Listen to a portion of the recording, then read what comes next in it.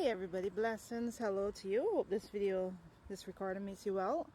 I am Latisha. I'm a 43-year-old homeschooling, home managing mom of 5 children, immigrant living in the US. I was born in Barbados. I'm an INFJ, empath, an intuitive, a light worker, and I see myself as somebody that is tuning in my life in this timeline, walking in alignment with the new Earth frequency, which is just basically a way of saying the frequency of love, compassion, of enlightenment, of spiritual awakening, of just perceiving this world and this timeline differently than than the loudest people, the loudest energies that we're hearing right now.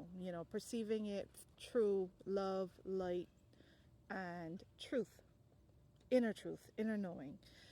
And I personally am I'm in a season of learning and unlearning, and I constantly say that, being and becoming, growing and flowing, knowing, exploring, discovering, creating, existing, and tuning into joy, tuning into peace, tuning into love, tuning into connection with Earth, Mother Earth, connection with my Mother Earth, Mother Gaia, as some people will call her, and humanity, but as a collective, connecting with humanity, connecting to those who are in alignment with the same frequency as I am.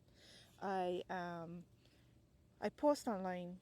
I was thinking about it, and I was thinking about what I wanted to talk about in this 10-minute Tish talk. I call these my 10-minute TikTok Tish talks because playing on the whole Latisha thing, and it's a 10-minute button. I click the 10 minutes and I record and I watch the circle move, and I try to get the words that I want to express, the things that I want to say. I try to get them out in 10 minutes, or I just start talking and see what comes out in 10 minutes, because I'm curious about that. I have a lot of thoughts, a lot of ideas, a lot of opinions, a lot of feelings, a lot of everything, because I am an observer, I am a deep thinker, and I believe one of my spiritual gifts is wisdom.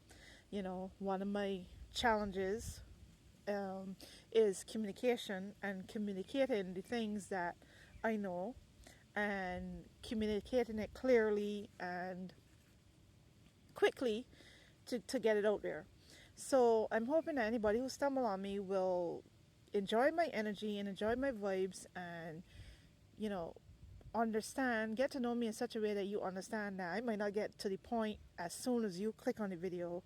You have to listen, and you might get something interesting out of it, because a lot of the times I don't know what I'm going to say until I start talking, until the words start coming out of me, and then eventually that main thing that I wanted to say gets out. Or sometimes nothing that I wanted to say gets out, but something else gets out, something else that I was meant to say. I trust myself. I trust my inner being that knows what it is that I meant to say. So the thought that I had in my head before I started record is, I wanted to say this: I am selfish. And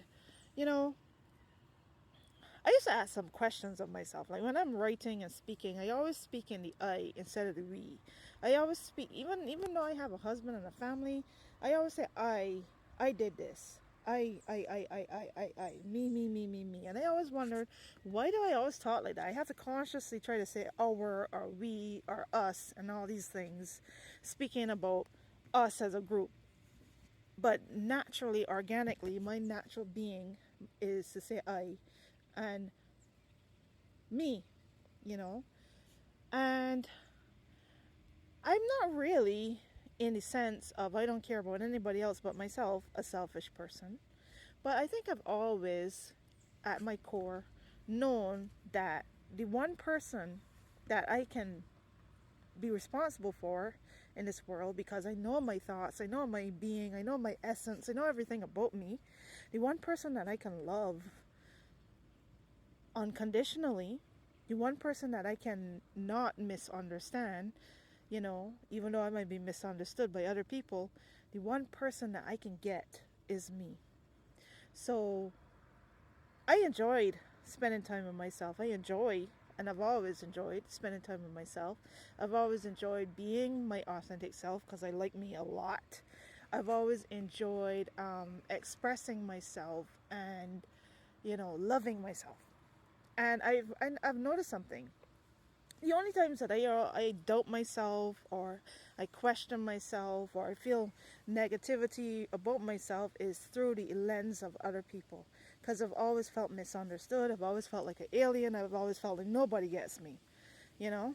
And I hated that. I felt frustrated because I didn't know how to. I felt like I had to prove myself to people. I had to prove that I know what I know. I had to make a case for what I know. I had to convince them of what I believe and what I know and what I see, and my vision and my perspective of the world. And I think I've come to understand now more this year than any other year. I've come to understand through experience and through effort and the things that I've tried to do over the last few years is that I can't convince anybody of anything. And it's not my responsibility to convince anybody of anything. Not my husband, not my children, not anybody. It's my responsibility to be an example of who I want people to see, what I want people to see. It's my responsibility to be a living case study of it. So instead of trying to prove to people that my beliefs is the right belief and my understanding is the right understanding, and instead of trying to prove myself to people, how about I just be? How about I just be that person? How about I just live my life in a way that I feel would be beneficial to other people if they live their life in that way. But now I've come to understand that everybody has to live in the way that suits them. They know themselves better than anybody else. They know who they are. And I know who I am. So live my life accordingly to my who I am, the essence and the core of who I am, who I cannot make other people understand. So why is there a system designed to like a one size fit all for everybody when the only person that knows us is us? The only person that knows who we are to the core, our limits, our abilities, our what we enjoy, what we hate, what we can, how we can fit in, and how we can, the things that we are capable of. The only body who could see our vision, the understand our past and envision our future and live in our present is us. So I've come to learn that being selfish is the most divine thing that you could possibly be in a divine sense of selfishness. I believe that being selfish, like self-love, is the best way you could change the world.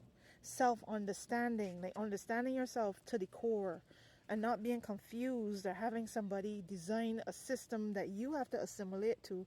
You have to assimilate to other people's ideas and perspective of what works, because they say so, because that's what they design the world, create the world that works for you in every sense of the word. And the only way to do that is to spend time with yourself, to listen to yourself, to know yourself, to examine things, examine what your reaction to things and how things make you feel and what you understand when you hear a certain thing and what triggers you and what gets you excited and what inspires you and what calls your name and what, all that kind of stuff. Like, you really got to spend a lot of time with yourself. And if I had understood that earlier, I would have liked to spend a lot more time with myself before I became a mother and a wife, before I had to assimilate and fit into other people's vision of me. Like, I had to become somebody who could harmonize with my husband because in order to make it work.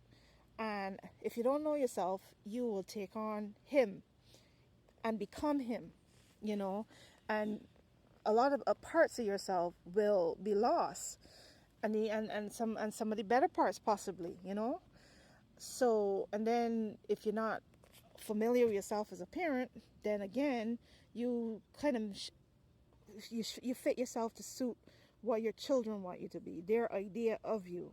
So anyway, my 10 minutes is up. I may continue this conversation in another part, but I hope that you enjoyed it. And if you don't follow my account, please follow me. TikTok, I'm also on YouTube. I would love to find my people, but you have to just let me talk because I don't know what's going to come up when I start speaking. Thank you for listening.